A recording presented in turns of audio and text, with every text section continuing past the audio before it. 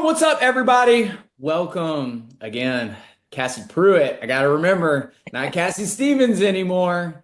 But dude, I'm pumped. I know you and I have gotten to know each other over the last year and a half. So I'm excited to have a different type of conversation with you, a little more like laid back, chill, not sitting in the gym, trying to figure out and navigate gym and life. Trying to put your deck together and play your cards. Hey. Well, cool. But as always, before we get going, wild or funny story. What you got for everybody? Okay, I have one, and it's kind of fitting because my story has to do with the fact that what happens like during a meet that not everybody necessarily sees is very different than what you might see on the camera. And it's fitting because this was actually like the LSU meet, I think 2 years ago. And so obviously Yeah. the LSU meet coming up this Friday. And so everything was like going like pretty like normal, fine. Vault was fine. And then so back then they used to do this thing called the Masked Singer. And that one, they normally play that video during the bars one touch. And so I was doing the bars one touch and I was the Masked Singer at that time. And I knew it, obviously, like I Yeah. recorded that. Yeah. And so I'm like going, I'm like kind of trying to like pay attention, but also like stay focused in. And so I go to do my bar one touch. And I didn't know this at the time, but apparently the manager who was supposed to push in the mat for my Ray was watching me do the Masked Singer. And I like never, like, I rarely miss that Ray in like the one touch. And it happened to be the one time I Mm, missed it. No matting. And I don't even realize it because I'm not like looking, that's not where I yeah. look. I look far. Me and Sophia have had a conversation about this. She's like, I would not have gone. But, and I missed and I land flat, like no mat. And I'm like, my neck is like hurting. But I like jump back up and I keep going. I mean, he felt really bad. I wasn't Yeah. mad at him, to be honest. Yeah. I wanted to watch it too. But so like that happens and we keep going. And I mean, I competed great. Like I'm telling you, this was like one of my best meets. Like you wouldn't have even known. And then similarly, so after beam, I like go run back to the bathroom before floor, just kind of a thing of mine. And I'm like running back there, and there's like a puddle. I literally tripped and fell on a puddle right before floor. And so I'm like, golly, this meat like can't get any. Yeah. Yeah. I'm getting beat up out here. But anyway, like I finished the meet and like I literally had a great meet. Like I think I won the all around. Like it was one of the best meets like you would have never have known. And I remember I was literally telling the people all this that had happened in media afterwards, and they were like, "Oh my gosh, like are you okay?" But It's funny because it low key makes you sound like a klutz, and you are it not. really does. Like Well, that one is of them not wasn't your. my fault. Actually, both of them weren't my fault. I mean, maybe the puddle one, maybe. I didn't see it. I was in a hurry. Oh man, that's funny. Well, cool, man. Like, I think some of the stuff I'm curious about, like having a conversation with you is I want to go beyond I guess kind of leadership is I know in certain conversations with you, some of your interests center around coaching, mentoring, things like that. And so as you've kind of extracted yourself by graduating, right? Like out of being actually in the picture, coaching, mentoring, you can call it leading a little bit in terms of when you were involved with the team to what is it that you're kind of maybe not necessarily doing, but I would say more so discovering is okay, these are some of the aspects that are different, right? But also similar things that you can utilize that, if I do want to get into coaching or if I'm, it's just mentoring. I mean, you could go take a corporate job and have to mentor people, right? Like have to help Yeah. them, like maybe it's teaching them certain things. So what are kind of some of those aha moments, as you've stepped out of athlete and now you just view it from a different angle, right? Like as I don't know your exact title, like GA. Yeah, like just viewing practice, viewing competitions and things like that from a different angle, different lens. Yeah, so what's actually kind of funny about my current position is I'm like not allowed to like coach at all, like give technical correction because I mean they have already have four paid coaches. So it's kind of more of like a like you said kind of mentoring kind of thing Yeah, rather than yeah, coaching just because I mean, I have a lot of like relationships with a lot of those girls on the team still. Obviously, I was just teammates with them. Totally. And I think I kind of started discovering it like towards my like last 1 or 2 years on the team. And I think a lot of it stems from the fact that I had such an incredible like gymnastics experience. Like I Mhm. walked away from the sport loving it just as much as like when I started.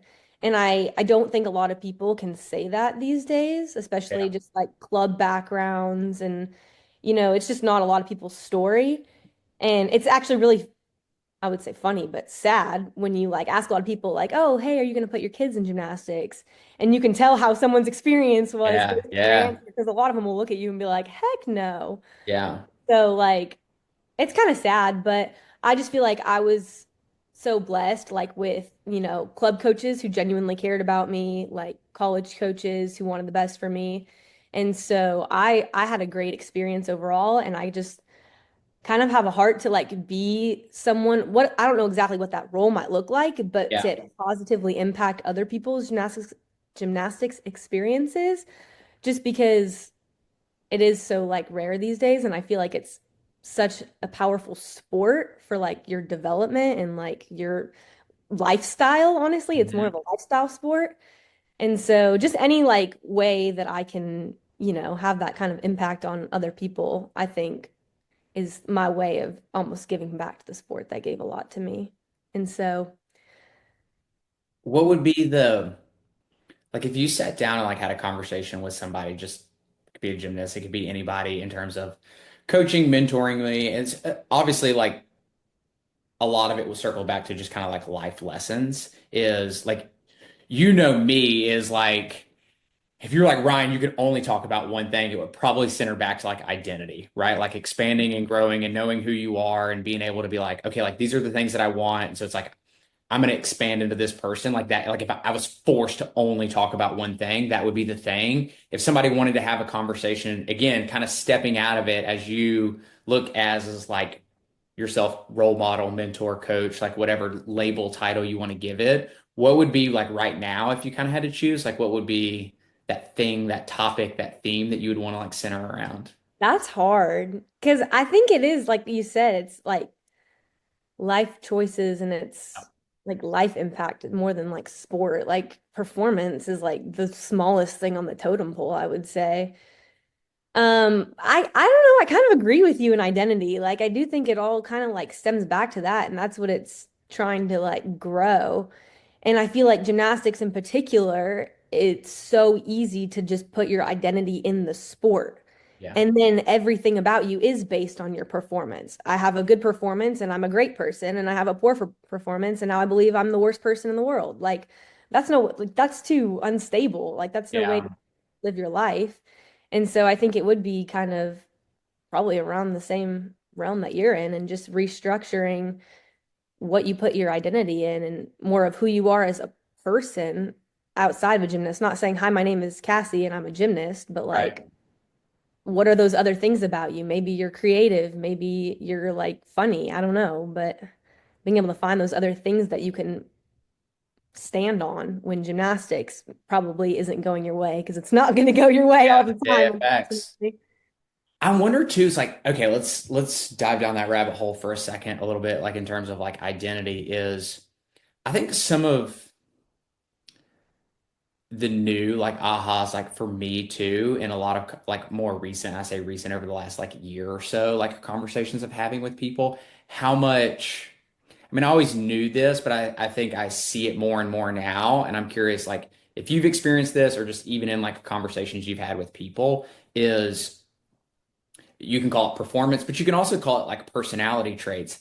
How much other people's definition of your identity becomes yours. And I'll give you an example is like if, you know, I say that you're really shy, right? And then everybody, all your other teammates are like, yeah, man, like she shows shy. And so it's like all of a sudden you become this kind of shy person because you've attached that label. It's like, oh, they just assume that I'm shy, right? Versus like maybe your personality is a little more outgoing. And so I think that's kind of one of the again, me, it's like pushing people to question everything in terms of like, is that truly you? Like maybe you should take a step. I'm not saying that it is yes or no, but that becomes, your internal battle of, are you actually shy? Are you actually wild and obnoxious? Are you, a person that likes to grow? Are you, I you always use like the faith example, right? Is like, I believe in God. Well, why? And it's like, because my parents made me go to church every Sunday. It's like,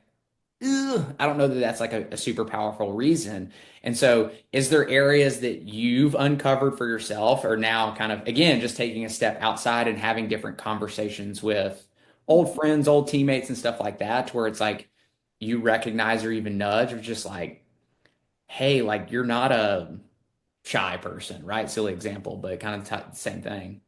Yeah, no, I definitely like would agree with you. I feel like that is prevalent a lot today. And I feel like it's almost stems from like that's what they call you, and so then that's what they want you to be. And so like so many like people pleasers these days. I mean, like I'm kind of a people pleaser myself. So it's like, Yeah. oh, if that's what you want me to be, like then I'm gonna become that. And so I no, I totally agree with you. I don't know if I've had any like revelations about things. I don't know. I was always like people would always be like, "Oh, she's like such a hard worker. She's very Right. committed, very dedicated." And I mean, I feel like that kind of was me.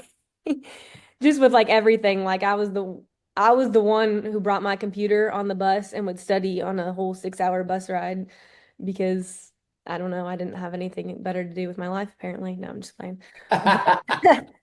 Man. I literally no, it's actually it was a joke. Every time we would travel or like do anything, I think I had separation anxiety for my backpack. Because if I Wow. got stranded somewhere, I wanted to be able to do schoolwork. That's crazy. Yeah, but it is now that like I don't think I had necessarily like realized that until you said it, but like wow. Yeah, I would have to. I think that yeah, I mean even like for me is like and maybe it's not like a black and white 0 or 100 like all or Oh nothing yeah, kind it's of type definitely thing. a scale. And so it's like I think a little bit of like for me personally too is just like actually, here's a great example. So, everyone, like, if I always ask people, like, if you could describe me in like one word, what would it be? The two most common are like either energetic or loud. Like, those are like the two probably most common examples. And so, like, literally just this weekend, like, I got back from being at a meet, like, with a team, and like, I was just like standing on the floor with them. And I was just like super, like, I literally just the whole time probably didn't say more than like 10 words, just kind of like watched and hung out and was like, and everyone's like, "Are you okay? Are you okay?" I'm like, "I do know how to be chill too." Like, oh my God, there's a time and place for things, and like now's not my time. Right. Just because you like you're oftentimes this one thing doesn't mean you're always All that the way. yes, Yeah. and I think that's kind of like at least in my conversations with a lot of you guys over the years is like again, there's varieties of your personality, right? It's not shy or not shy, right? Like it's not loud and Right. wild and obnoxious or like whatever the out like quiet, right? Or soft spoken. Yeah, there's too much variability in your days to be the same person every single day. And I would say too is it probably depends on like the activity as well too, right? Like maybe in the gym as a competitor, you're super fiery and aggressive, kind of like the come on guys, let's get our shit together, but like you're like the most goofy person ever. Like the moment you leave and just like are weird and crazy, right? Like on the right like I don't know, there's just like the environment matters as well too in terms of like the personality that shows up a little bit. Yeah, I would agree. You just kind of reminded me, like the other one I feel like people would say about me is I'm really competitive. Because it wouldn't even, this was actually, I have another funny story actually I just thought of. But we were at a meet, I don't even know, it might have been like NCAA's or something. But there's like multiple corners you could take to get back to our locker room. It was kind of like Hmm. all of the two. And like everyone went one way, and I think I went the other way. You And had I'm to like beat him. speed walking. I literally walked past them into the locker room and I said, beat ya. Oh my God. Oh man. Yeah, Yeah. it's kind of bad sometimes. Like pickleball, oof. Is Love that them. the new hobby? Is that the go-to? Yeah. It's one of them for sure. Hmm. Interesting. So for you is let's kind of go. I was going to use buzzword, but like let's not. Let's see if we can like navigate around it a little bit. Is in terms of like non-physical things, looking back, like if you could give yourself something, again, if you were to sit down with somebody and just be like, hey, like, I always say I actually this year has kind of been a common question with a lot of the kiddos is like, if you could have one, if you could be given one superpower, what would it be? Right. And so it's like if you were to sit down with all your individual like old teammates and it's like if I could give you this that I have, right? Like this is one of my superpowers, and it can be something as simple as I always tell them common theme for a lot is just like if I could give you a superpower, it'd be the ability to make decisions. Because most people dabble, most people are really slow, most people meander, and like weeks and months go by, and they're like, oh man, like I wish I had made that decision a year ago, right? I wish I had done that a long ago. And so I was like, if I could give you a superpower, it'd be like to make decisions almost instantaneously on the spot based off of the knowledge and the wisdom that you have. And so what's something like potentially because the buzzword I was going to give is like that obviously gets thrown around in your sport all the time is like, I would give them confidence. Which is fine if that's the answer, but like let's put context to it, like in terms of like what it actually means for you, if that was your answer. Yeah, that's kind of a hard one, but I don't know. I guess probably one of the most important things for me, I'm probably gonna pull the faith card here. It's like, and it kind of does stem back to confidence, but like confidence in something bigger than yourself. Like, I feel like that was kind of became, it was something I definitely had to develop and grow throughout my college career, but that was kind of what I felt like became my superpower towards the end was like I just could stand so firm on the fact that like I mean I had like belief and hope, Yeah. but if something wasn't going to go my way, I still had belief and hope in bigger things. You know what I Yeah. mean? Yeah. Yeah. Like it was almost just like the sense of like before every routine, like knowing like no matter how it went, it like it was going to be good. You know what I mean? So then it's like you don't have to freak out, you don't have to be nervous because like you're trusting in like the Lord, like in his plan. And so I don't know if that makes sense, but that was kind of a really big one for me. I feel like it changed the way I competed and it changed the way like I would go into every routine. So what was the turning point? Like, okay, I guess it's kind of a two-part question. A, has faith always been a thing, or is that something that's like in more recent years like became deeper and like it sounds like it was more of like a recent thing, and that could be like 5 years ago, right? I mean, like from like Right. childhood Yeah. on. But what would have been like the turning point to like the aha moment of like, oh, okay, like I get this in terms of like a relationship with God, a relationship Yeah. with something, a higher power, if you will. Yeah. I mean I grew up going to church like my parents and everything, but I wouldn't say it was until I like came to like college. And it probably not even, I mean, probably started my freshman year, but honestly, like my kind of like aha turning point was a little bit more along the lines of the story like I told you at that other event that we did with my vault. Like my sophomore year when I basically just completely lost my vault and it was like my 1.5. And that was just something that had been so easy for me for years. Yeah. And it was just like a walk in the park. Suddenly it was gone. And it was kind of, what I was known for, what I was recruited for. And like we were talking about identity, like I really had my identity in it. And Yeah. so when I had that stripped from underneath of me, I didn't really know who I was anymore. And so thankfully, like, I mean, I had like great friends and great support. And that was kind of when I started leaning into my relationship with the Lord more and, trusting and growing. And I just think that that was the start of everything. And it only went up from there. And so that's why I like to say that losing my vault was the best and worst thing that ever happened to me. Like, I would not want to go through that again, to be honest, but I would just because of everything that I got from it. Yeah, it's interesting. Well, I've had this conversation with people a zillion times because I like, and actually, I was going to ask you this a little bit earlier. It's like I know that like growing up is like you had a great experience in terms of just athletics and stuff like that.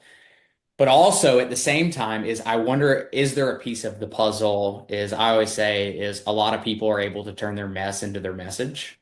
Hmm. And I think that Oh, that's a little bit definitely. of me. And so it's like what potentially is some of that like again, you expand the time horizon out long enough, like something that was really shitty. It's like, and it may take 6 years to uncover, right? They're like, "Ah, damn, like I'm super glad because I probably would have gone down this path instead of this path. Like it kind of ended up working out in the end. And I feel like that's 95% of the time, right? Like again, you just expand the time horizon. And sometimes that's the frustrating part because you may not know for 10 years, right? Like, and that is the hard part. Um, so I'm curious of like what those kind of like messy moments were for you that like my backstory in terms of like all the things that like I went through as like a college athlete and just like, just not seeing myself as enough, right? Ultimately. And so that is why identity is so critical to me, is because that was my mess. That was everything. And Right. so that kind of became my message. What are some of those potential things like with you? Oh, I mean, that was probably my main one, to be honest. Like, it was just not a good year. Um, that's a tough question. Because I think a lot of times, I mean, because at the end of the day is, and maybe honestly, maybe it's like moments, it's like the time horizon just hasn't been long enough, Yeah, right? It's like you probably. recognize that like, oh damn, like that is part of my message now, right? Like that is my connection with people. That is my ability to like build relationships through vulnerability, if you will, because like I went through this messy time period and that could be a day, right? But it can also be a week, it could be 4 years, it could be whatever. Um, but yeah, I just feel like a lot of people have that combination of pain and pleasure, and mine was like very painful. And so it's like Oh, making sure yeah. making sure people don't experience that pain to like as best as I can guide them. Yeah. I don't know. You kind of got me for a loop here. Because I do feel like that was, like, for me, it was like a year long Yeah. process. And it was like every single day, I feel like I would go into the gym and I would go home and I would like re-hype myself up every single day. I'm like I would walk into the gym, like fresh mind, like fresh heart, like, okay, I'm gonna give it everything I have today, like hopeful, positive. And then I felt like every single day I would get beaten down again. Like, and it was just like after, day after day, week after week, month after month. And it was like, I don't know if I can keep getting back up again. Like Yeah. it gets hard. And I remember like literally being in, I don't know, Jeff's office or something. And I remember saying that to like Ashley or something. Like, I just feel like I can't keep getting up again. Yeah. And I don't know, like I said in the other event, it was kind of like the more I finally started to like accept that like the way that things were and not what I wanted them to be, like the more successful I became. Like we sat down one day because I was kind of like in and out of the lineup, like maybe doing a full because that was the backup. And I think we sat down one day and I was like, I don't want to be in the lineup if it's going to be a full. Like it's going to be a 1.5 or like or take me out. And so that was kind of what we decided. And it was like finally after we decided that was when it started getting better and better. And so it was like the more I accepted it, like freer I was to be able to take steps forward, if that makes sense. Yeah. Not those damn decisions. Right. Golly. Well, and I think too is in like general ambition gives you anxiety versus specific ambition gives you direction. And so it's like you became very specific on the direction that you wanted to go. And so like that gave you actual direction of like, okay, I eliminated 50, 60, 70, 80% of all other decisions because we cut out any other like options on the side. I was like, this was the direction. And it becomes very freeing, I think. And like your story, you can piggyback off of this, but like ultimately, like you don't really care about the how. And it's like when we obsess over like how are we gonna do this, how are we gonna do this, how are we gonna do this, how are we gonna do this, it becomes over freaking whelming. I literally would sit down and like watch videos, like old videos of me, like and new videos side by side, and I'm like, what's different? What am I doing wrong? What's like I obsessed over it. Like it was bad. I like when I tell you I would pull up videos and videos and videos. I would literally sit there because I could still, I think the hardest part about the whole thing was like my brain could still do it. Like my brain was Yeah. like, this is still easy. Yeah. Like I know how to do it. But then every single day my body would fail at it. And that was the hardest part was the mind body disconnection. So I wonder, like, and again, this is just like a total assumption guess too, is like, is this a potential? Well, we talked about like labels and identities of like hard work, hard work, hard work. I wonder if this was an area is like when you took a step back and like stopped clenching your fist and grinding through it so hard. Like, I wonder if that became kind of a more like freeing thing, whereas like maybe it didn't like nail it, but like you said, it's like it got the momentum going, right? Like it able to like Yeah. have you a little bit of progress where it's like, "Ah, okay, like I can chill out now and like actually just go be me." I Um, think it was just like changing it from like, I have to have this to like being okay either way. yeah, yeah, yeah. Like turning like the one Stories. option to like two. And so, yeah, talk about obsessing over it. Trust me, it would keep me up at night for hours. It was All right. hard. I But want to go back to a little bit when you're talking wait, I about. had one more thing. All But right. I was gonna say, going through all that, like I had said, like grew my faith and everything. But it was also just something I could take with me throughout the rest of my college career. And so it was like anytime like something would start like going wrong, I'm like, okay, if I can get through that, Yeah, yeah. this is nothing. And so I feel like that was just also beneficial. Just like you said, I guess, stacking your deck. I have the biggest card in my deck, I felt like. But I'll say this, and maybe we can dive down this rabbit hole for a second too, is before like when I called you like before that workshop and I was like, hey, like what resonated like in terms of like the conversations that we had had, team or individually, and like you shined a big light like reminder for me, and I'm wondering again, in what areas did you potentially do this like subconsciously, like before you met me, but then at the same time, maybe you did it a little more like conscious, like after it became like part of the conversation? Um, but it wasn't when we talked and you were just like, yeah, I love stacking the deck. You go, but like even more importantly, it was about making sure I played the cards. And I was like, damn, that's a really good reminder, right? Because you can spend all this time creating the deck. You can have all this proof, you can have all this evidence, you can literally have everything you need. But like if you don't put the cards on the table, it literally does become meaningless, right? And so I'm wondering how like that again, subconsciously, consciously, like over the years, and even like honestly, like as a reminder now, right? Like as you venture on this journey and like discovering is like finding like what it is 100% that I want to do. Is that coaching, but is that coaching sports? Is that coaching people? Is that like what does that look like for you? But at the same time is when you do have uncertainty, when you do have doubt like in yourself, am I good enough for this? Am I like, it's like sending out the resume. Do I meet all the requirements? Like internally that like feeling, but knowing what cards that you can actually lay on the table that like have made you sold yourself that like yeah, why would I not get this job, right? Like hey, why would I not go perform at a high level? So I'm kind of curious if you want to dive a little bit because that was like big like reminder like for me when you told me that.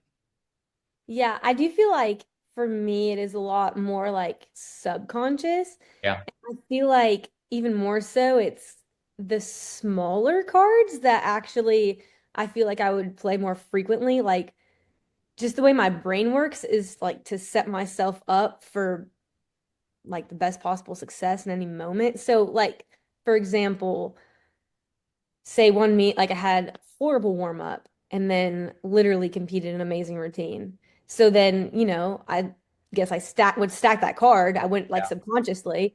And then the next meet, like, or maybe a year down the road or whatever, I have a horrible warm up. I'm like, okay, well, I've done this before and it was Yeah. fine. Like, Yeah. so stuff like that, I feel like for me was like really big. Anytime I would go to compete, I felt like I could be successful no matter what happened before. Was it awesome? Was it horrible? Did someone just say something to me that I didn't like? Like, you know what I mean? Like, no matter what happened before, I felt like I could be successful because I had probably dealt with that or something worse before, and I was able to be successful. Yeah. Totally. Totally. And again, it's just like I feel like 90% of like conversations I have is that exact thing. It's getting people to remind themselves to pull out that card. Like the other analogy I always use, I'm like, you have so many, like I'm not going to give you anything new, right? Like you're already uber talented. You already have so much stuff. It's like there's just doors that are closed inside of you. And I just want to shine the light on the door and like allow you to kick that door open so that you can compete freely, so that you can know how valuable, know how talented, know how smart, know how pretty, like whatever the thing is that you can see, you can look in the mirror and like see that ultimately. That's big, yeah. Because it's like as soon as you can have so many people like tell it to you, but I feel like it doesn't actually like show a difference until you start believing it yourself. That's actually really big. Well, I like I actually told they laughed at me. I told the team this the other day because I like one of the first things, and it took me months to be able to like actually do. But for like when I very first like met Deborah, and one of the first things she wanted me and the kind of our little group that are in there is she's like every time you walk past the mirror, washing your hands, like anytime you go in the bathroom, like anytime you walk past a mirror, she's like, I want you to stop. And for 15 seconds, I want you to look deep into your eyes and tell yourself that you love yourself and actually mean it. And I was like, I'm not doing that stupid shit, right? Like corneal. And so it took me months. And then like all of a sudden, like I was like, all right, like, what do I have to lose off of this? Right? Like, what are the 15 seconds every time I pass by the bathroom mirror or whatever, 30 seconds. And then like weirdly enough, it became, 45 seconds. And then I started to like oddly enough started to feel differently about myself because it wasn't like this like fake affirmation, right? Like, I love you, right? Like, I wasn't just screaming at myself in the mirror to try to like sell myself on something. It was like very like stopped and like very genuine. And so, yeah, to your point a little bit there is I think the ability to love ourselves is there. The door is just closed, right? And until we make a small behavior change and still until we like recognize something, and it can be something as silly as you're going to a banquet, you're going to a wedding, you're going to something and like you get all dressed up, like to actually look in the mirror and like, I mean, low key, look at yourself and be like, damn, you look good today, right? Like, and acknowledge that for yourself. And I just think that we're poor at that, at doing that. Oh yeah, and it's so easy to do that to all your everybody else, your best friends. You can hype them up like nobody's business, and then it comes to yourself, and you're like, yeah, but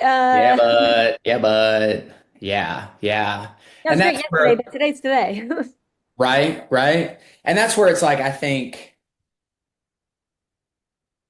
I don't know. It's like again, you talk about like superpowers is I think like being upfront, like for me, like being upfront with people is like I'm not gonna like take credit for something because like you literally already have everything you need inside of you. It's just shining the light on it. It's just uncovering it. And so it's like it's not that I gave you anything. It's like I just handed you the flashlight and just started like, ooh, stop right there. Right. Like, it's just like there. Or it's like, hey, here's the key. Like, why don't you go and lock the door? Right. Like, why don't you go kick it in? And it's just like guiding them to remind them of that. It's not like I don't know. It's not like we'll just use like beauty as the thing. So it's like I taught you how to like see yourself as beautiful. I taught you how to like notice your talents. Like, no, you notice the talent.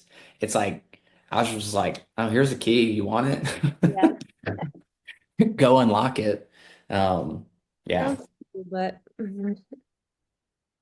All right, going back to one of the things I wanted to ask, going back to like the faith conversation is, and when you were talking about like as you got into college, and then you just said like over those early years, it started to grow.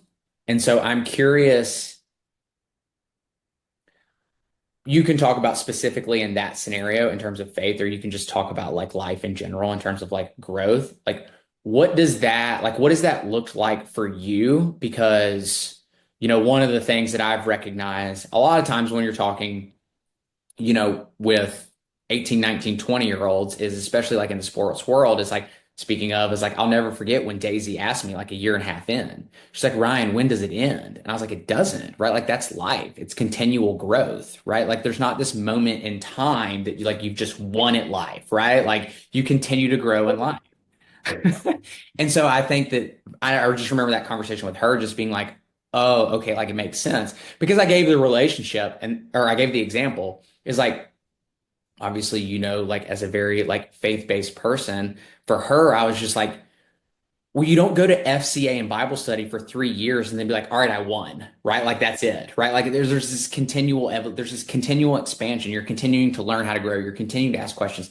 Same thing, like in your health, right? You don't work out for 5 years and then be like, all right, I won at health, right? Like now I don't have to I work out, wish.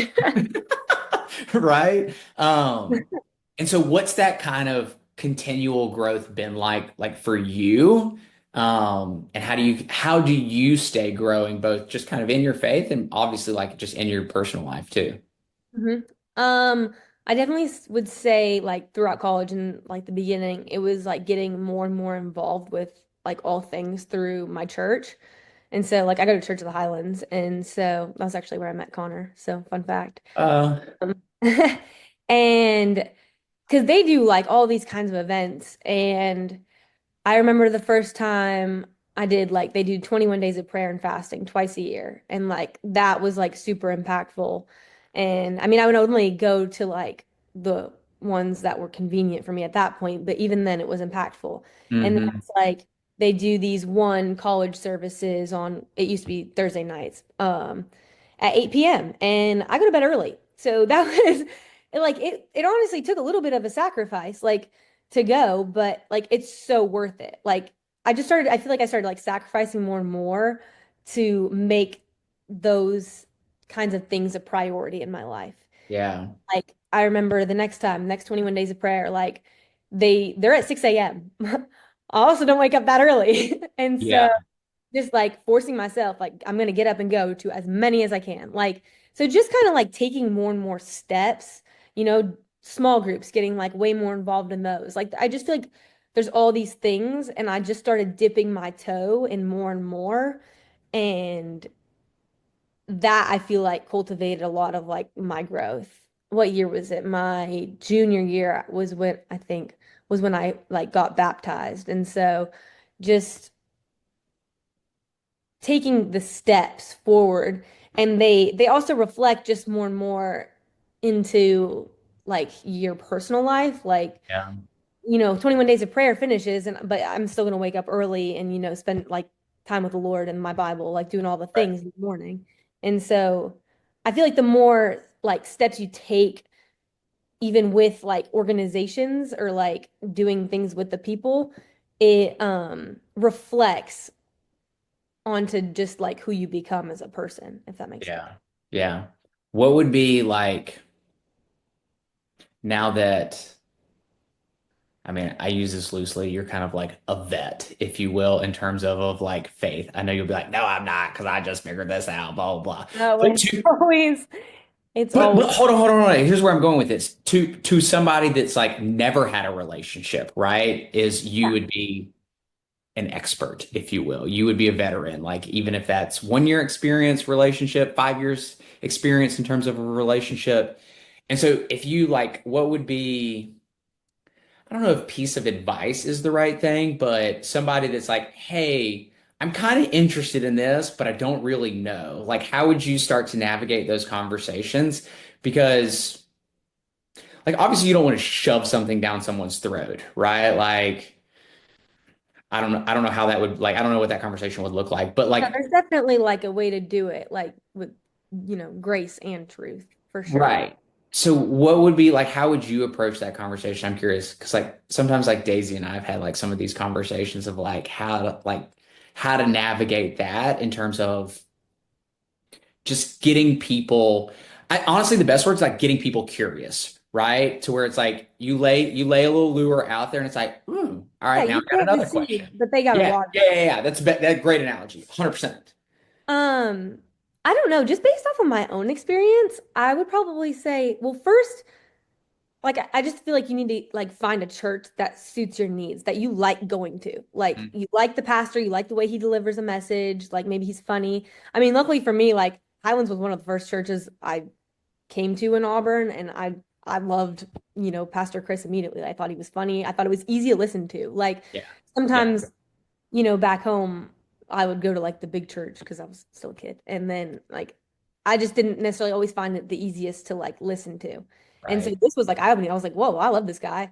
And I just really enjoyed going to church. And so I would just say like, it's okay to like try out different churches, like, and Mm, find one that you click with, like that you like the people you like going to, and then like just get involved. Like that was just kind of like what I slowly like started doing. Like if they have like small groups, like find a small group. It's like the foolproof way to make good friends, like good friends. You know what I yeah, mean? yeah, And so that would probably be my one. But also just like I would probably say like discover things for yourself. Like a lot of times it's listening to, maybe people on social media or like whatever, but it's like read your own Bible and discover for yourself like who like Jesus is to you. Like, you know what I mean? Like yeah. Well, that's it's probably funny. It was funny because like in like conversations with like with Daisy too, and I was just curious, like if your perspective is like to your point of like find like a church that you like, because we talked about, I was just like, I feel like there's a lot of, this is gonna sound bad, but I just feel like it's the truth, is like there's a lot of churches out there that fail in that sense of like this is the way, shut up, listen, sit down. It's almost very school like, right? Like you will like, here's the rules, you abide by, like, very type thing. And it's and then it just, for lack of better terms, like it just breeds a poor environment.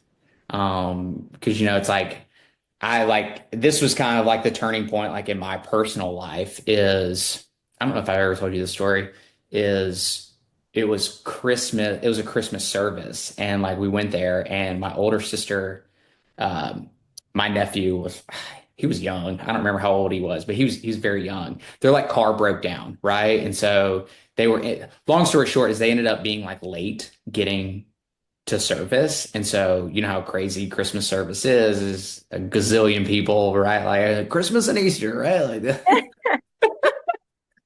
Um, and I'll never forget, like one of the ushers, guys that like worked in the church, was coming to seat like two people. And he was like, I'm gonna sit right here.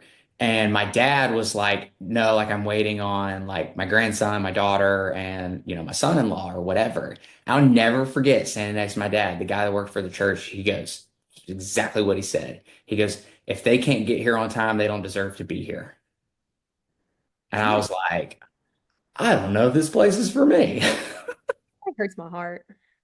And so it's just very interesting is like, I don't know. That's where it's like I just started to like uncover. I was just like, to your point, that's why I kind of resonate with like find a place that's like potentially like good for you.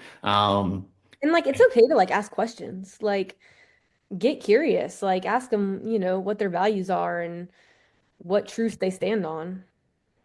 Yeah. Yeah. Because I think that that's where again, kind of coming back to like a lot of, I say churches, but I guess it kind of comes down to like the pastors a little bit, is this kind of like fail people because they don't, I don't know, that maybe they don't know actually how to like spread the message, or they don't know how to resonate with people. They don't know how to, like, I don't know what the disconnect is there, but like Josh, kind of like one of my mentors, he's kind of said the same thing. He's just like, it took me a long time because he grew up like his whole family, like die hard. And then he was just like, there was a period of in my life where it's just like I was disconnected from the church, and he was just like, I finally found one that like is different than like all the others that I had been to. So he's like, I finally like resonate with this. And so just again, coming back to your comment, it just makes sense of like, That's also, I feel like, why I added like find out like things for yourself and like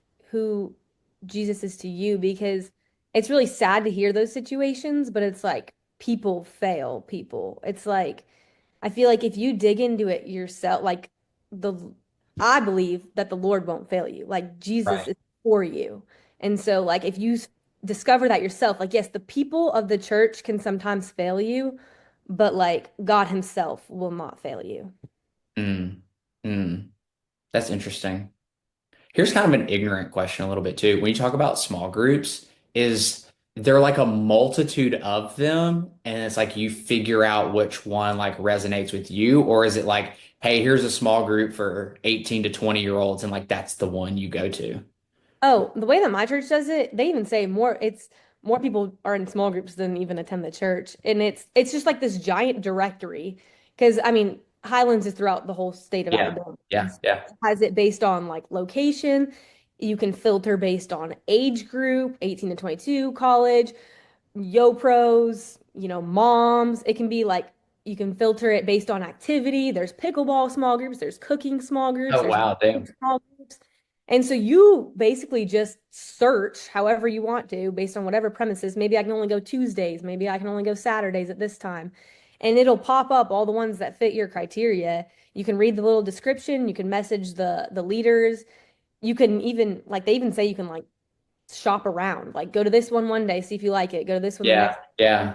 I mean, hopefully you find one that you like and you stick with it. But that's how my church does it. And so you can some are like very structured and it's like a Bible study small group. They have Mhm. one that they particularly call like freedom, and that's a very kind of like strict curriculum, but it's like incredible. Like I mean, I went through that one. They recommend everyone goes through freedom at least once, and you could probably go through it once every 3 years and still get something out of it. Yeah. Just like getting freedom from anything you may have experienced or gone through or done in your past is just really, really powerful. So is that a like I think about is that a way that like you like to learn? Because I think about like how y'all read y'all's books too, right? Like your leadership stuff, right? I'm just Talking puzzling. about our little book club group. Yeah, yeah, yeah. I wasn't gonna put the whole like shebang out there. I wasn't gonna let everybody know there's a secret society book club My going on. gosh, it's not a secret society. But I think that like is that like a way that you like to interact, learn, I don't know, or are you like a solo dolo, I'll figure this out on my own. I can do either. I feel like there's a time and place for both. Like if I am doing a book, I feel like I like structure and it's just kind of nice to, sit down and answer questions. That's kind of how like freedom is structured too. But like I'll even say like this semester, Connor and I like found like a marriage one and it's all these people, they're all older than us, which is Yeah, funny. yeah, And but it's like you literally go like we sit, we eat, we play games. Like it's so chill. It's just like community. yeah, Like yeah. people to talk to, like that's so like that one's totally unstructured. And they even said like walking in, they're like, this is just supposed to be like a lighthearted, Yeah. walk away happy or like We're or just here to break bread. yeah. And so I love that one too. Like so I feel like I can do either. Interesting. What's gotten you, have you always kind of been in, I don't know, for lack of better terms, like personal development? Because like I know how you are like talking leadership and growth and stuff like that, just life stuff. Definitely not. I don't think. I was not always um no, that was probably definitely something that started more in my like later years of college. I think before I was very like my earlier years of college, I was like very just me centered and I didn't often take time to like look. Like I didn't want to be a leader. Like that's what I would always say like I don't know, I think sometimes people would call me like a leader and be like, "Oh yeah, I lead by example." Like just the Yeah. cliche like I wouldn't like talk to people. I was very just like this, I Tunnel feel like. vision. Yeah. And then once I finally started to like realize that that was something I enjoyed and I wanted to grow in, I feel like was when kind of like I wanted to grow in leadership and personal development kind of simultaneously. What's been like recently, I guess, or honestly over like your biggest journey, like in terms of like personal development, like again, lack of better terms, like your big aha moment, your big like, I don't know if I had like a big aha moment. I or just something that's like stood, something, I guess like maybe that's not the best way to put it. Maybe not necessarily like a light bulb moment, but something that's just like, something that's always stuck with you, just like, oh, okay, like that actually makes sense. I'm gonna like implement that like into my life. I'll give you a stupid corny example is like again, you talk about like getting around groups of like different people is like obviously like they talk a lot in the personal development space about like modeling, right? Like finding people that have accomplished what you want, right? It could be marriage, it could be faith, it could be sports, it could be anything, but get around those and it's like it's not copy and paste, right? Is like what are the things that you can model that they have done like prior, right? Like you get around people that have been married 25 years and it's like yeah, actually it's funny is I'll never forget I was actually at the beach at a bar and literally talking with this couple and they were like because I was just asking they'd been married like forever um they were like it's very fascinating. They were like anytime we've ever had a disagreement or anytime we've ever wanted to argue, the number one thing we always do is we always hold hands when we talk and we find like we can't yell, we can't get frustrated with each other. And I was like, it's kind of dope, right? Like kind of an interesting fact. But like you hear stuff like that, you're like, oh, Yeah. like, maybe that's something worth like trying or implementing. I feel like something that's been kind of big for me, I feel like I'm naturally a very like task-oriented person. And so like I just like love to cross things off my to-do list, to get things done. Like I'm just like a doer. And so something like big for me has kind of been like placing more of my value on like people and like valuing people, valuing relationships, like serving those, cultivating those. Just because like at the end of the day, it's like someone it's not important that like I got X, Y, and Z done, but like if I had 5 minutes to go like stop in the middle of practice and like talk to someone who's like, down, like cheer them up, like that's way more impactful than, crossing something off my list. So being more intentional about like keeping my eyes open for those situations and being able to like step into them has definitely been something that has been big for me and just my personality. If you could like going into the future and the future could be next month, right? Like it could be next year, kind of going back to like identity, superpowers, things like that a little bit. What's the one like what's something that you would create like in your personality, in your reality, in terms of like you expanding? The reason I ask that is because in recent conversations, I've had a lot of conversations with people about I'm like I kind of know like who like journals a lot and who doesn't.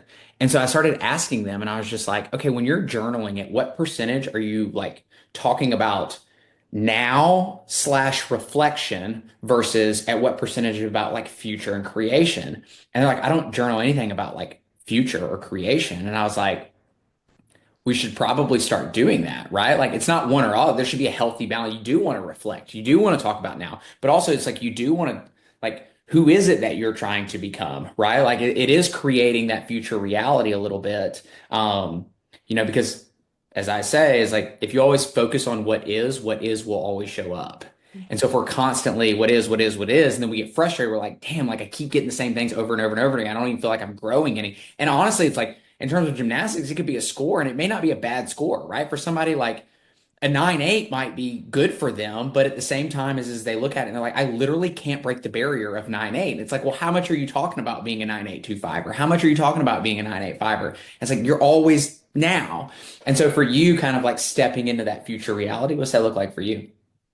For me, it's probably, I mean, I think most people like naturally default to like selfishness, and I'm definitely one of those, just like, like me and self-preservation. And so I just wish, I guess, growing into a place where I can start to naturally default into like selflessness and like generosity.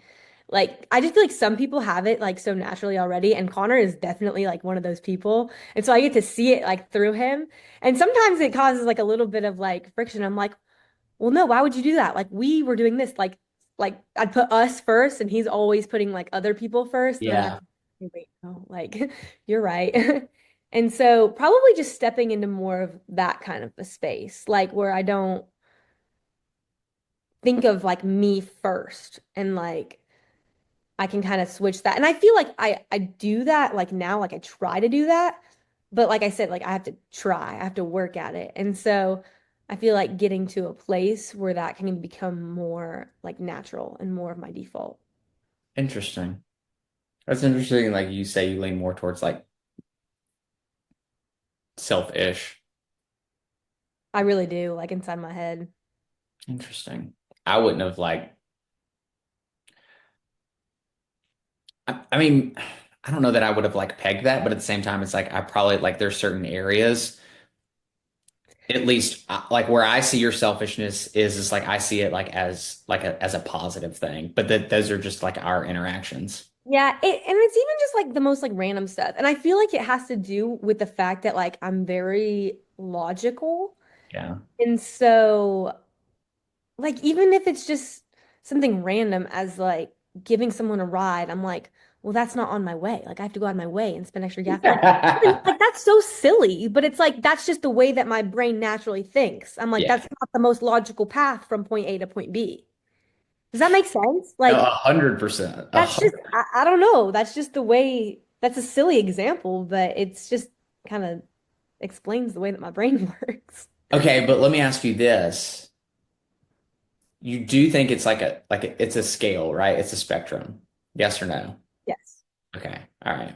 Because I find that like again, people just think it's such an like absolutes. They're like, I have to learn to be selfless. I'm like, was selfish bad? And I'm like, oh yeah. I'm like, not necessarily. Like there are moments in time to be selfish. There are like, Agreed. It's just, yeah, depends on the situation. And so I'm saying like the silly situations where I'm like, okay, you can put someone else first and go pick them up, give them a ride. yeah. Well, a lot of it too is again, a lot of people's biggest strengths become their biggest downfalls. And because you become somebody that cares so much, you overwhelm yourself, you exhaust yourself because you're always willing to give the shirt off your back every single day, all day. And then it's like you get home at night and you're just like mentally and emotionally gone. And you do that for a decade, you do that for 2 decades, you do that for 3 decades. It's like at some point you do got to like, I don't know, like fill your own cup. No, I definitely agree with that. It's the same as because I was like actually his conversations earlier this week, almost like identical. I was like trying to prove a point that there's a balance, right? Like there is Oh, 100%. Almost everything in life is a a balance. balance, 100%, right? And so you should, I wish I could have recorded these kids' faces. I was like, why do you come talk to, why do you come have these meetings with me? And they're like, because I want to grow. I was like, oh, you show up here for really selfish reasons. And they're like, no, not like that. And I was like, no, it's okay, right? Like my point being is you do that for self, like you personally want to grow, and that's okay. There are times when it is okay to like think about yourself. And so to your point, like, yeah, No, healthy. I completely agree. It's like you can't give to others if you don't have anything to give left in your cup. Like, Or even like I'll go a step further than that because I'll tie it into like growth and curiosity. You can only coach or be a leader up to how much you invest in yourself. And if you're not constantly pouring into yourself, if you're not setting up the meetings, if you're not hiring mentors, if you're not going to the small groups, if you're not doing all those things, then like, and you're just giving, well, it's like at some point, the crowd around you is going to like grow out of you, right? Because they can't, there's nothing else that they could get from you unless you go seek more knowledge, unless you become more curious, unless you grow more. And so that's why it's important because you raise the environment, you raise the standard of everybody else around you, right? And like everybody wants it to be a win-win relationship, right? Like if you show up at small group and you're always just take, it's just kind of like, all right, like what do you bring to the table? Like, yeah, it's definitely like we said, like a balance, like a give and take. yeah, yeah. Mm. What's like?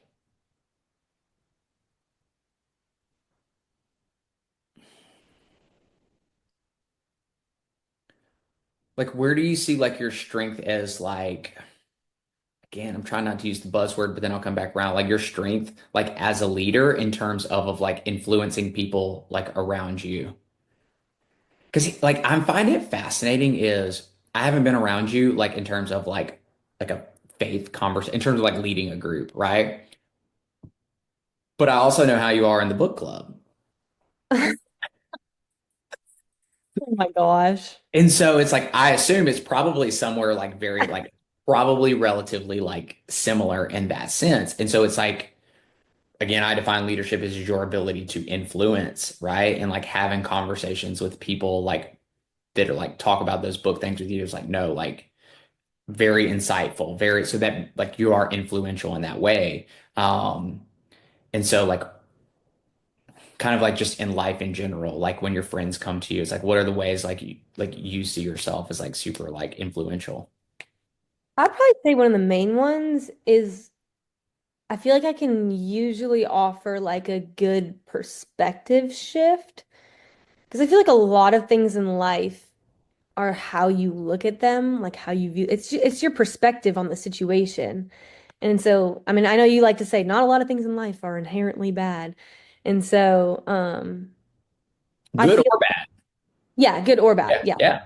And so it really does have a lot to do with how you view them. And sometimes I feel like you can just get really down on yourself and stuck because you see this one thing this certain way. And so I feel like when I, try to help people or encourage people or talk to them, like a lot of what I'm trying to help them do is like view it differently, like I like that. perspective shift. And, it's not necessarily like a horrible thing that's like you're going through. Like Right. if you're learning and you're growing from it, it's not all bad. Like Yeah. you might come out on the other side like a better person for it. And so you're going to look back. Yes, things are hard in the moment, but you're going to look back and be like, oh my gosh, I'm so glad I was able to, grow from that. I'm so glad I went through it. And Yeah. All right. Two. that's probably the main one. I like that a lot. Yeah, it's the lens that you look at life through, right? Like we don't experience life, we experience the life we focus on. hmm And it's funny. I feel like even in like our book club group, just a lot of the time, like we'll have like a question or whatever, and we'll be like, yeah, I mean, that's a good shift of perspective. Like I feel like we always are saying like, I like that perspective. Yeah. Yeah. All right, two more questions. In your transition, Oh, I was waiting for you to get to this. um, what's been like the biggest discovery among like within yourself? I don't know about discovery within myself. I very much surprised myself in how fast I was able to move on, I guess. I really thought It would going linger. into it, it would be really hard. Like, I just, I've known gymnastics my whole life, and like, I didn't know what life would be like without it, but I really don't miss it as much as I thought I would have, which Yeah, it shocked myself kind of. I mean, there are some days and moments, obviously, but I do think that, having like my wedding to look forward to and like getting married and sure. it was kind of like a full chapter change was definitely really helpful. Just having like new and exciting things to look forward to. Like I didn't feel like I was stuck looking backwards, but I was mostly looking forwards, honestly. Yeah. That was really helpful. What's been the What? biggest hurdle? What's been the biggest hurdle in the transition? Um, I don't feel like there's been a big one. Just, I don't know, like a lot of little life adjustments, like, finding new ways to stay active and to finding new hobbies that I like. Um, I feel like it's been a lot of, figuring out like marriage and all this now. So then it's like I haven't even really had time to think about what used to be. I don't know if there's been like the biggest hurdle. Is there I don't know, we've side talked about this, but it's been a little bit like Do you have more clarity on your path? Same level of in terms of like what you want to do, how you want to transition, the impact you want to bring to the world. No, it's probably still the same. Okay. Haven't, yeah, I'm still I'm still trusting and figuring that out. But do you think it has to do like you think it has to do with people? I think so. Yeah. Again, I just feel like you're good at least in my interactions with you, it's like you're good at connections and relationships. Yeah, and I enjoy it. So just So trying to figure out where that like could fit into like what my niche with that could be, you know? yeah. I don't know, I'm gonna like beat a dead horse with this too, is like I'm sure you talked about this like 15 times on the side. It's like I just don't think you like find your passion. I think it's like developed along the way. Yeah. And so as somebody I like for you, people that tend to be more on like the logical side tend to lean more towards like the perfectionism, if you will. And so it's like trying to find the perfect answer. But like right now, it's like you don't have enough information to actually even find the perfect answer. So the first decision that you make is just a directional decision. So it's like it just gets Right. you on the path. And then you can start to find the perfect answer, if you will, in terms of like what that career like passion, purpose, impact, like what's that looks like. It's just like I think it's developed along the way, but yeah, it's like a lot of just people in general. And it's not even necessarily like career stuff is I think a lot of people they sit back and they wait because they're trying to find the perfect answer, right? Versus, I mean, again, really the first decision you're making is like, is this the right direction? Yes or no? Right. Because you just don't have enough knowledge and information, and that's okay, right? But the only way to get the knowledge and information is to make a decision and to like move somewhere, right? And it's okay if it's the wrong one. And I think that's hard for people in general, but definitely people like that lean more like the perfectionist mindset of like this has to be the right decision or else. And it's like maybe not. No, I definitely agree. And it's like even stepping into something and realizing it's not what you thought it would be, or you don't enjoy it as much as you thought you might. I mean, that gives you just as much information as something that you would do enjoy. Yeah, yeah. What's funny is I literally had a conversation earlier with somebody, and like he was talking about, he was like, I'm just, he's like, I love having a vision, but he's just like, in conversations like with his athletes and like the people around him is.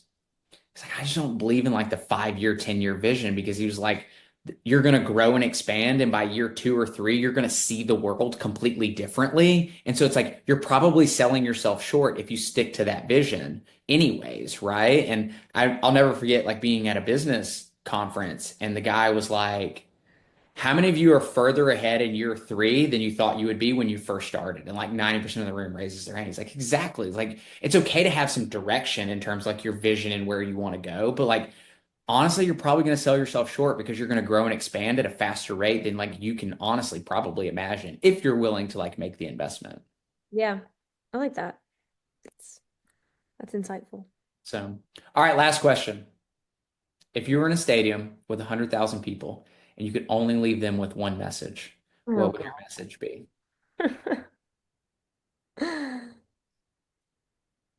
I don't think I would get up and talk in front of 100,000 people. First of all, It's on Zoom, all right? They're not actually there. I'm still. That's a tough one. Is. Do you ask everyone that one? Yeah. I knew it. First and last one. I just don't tell you the last one. I know. Um,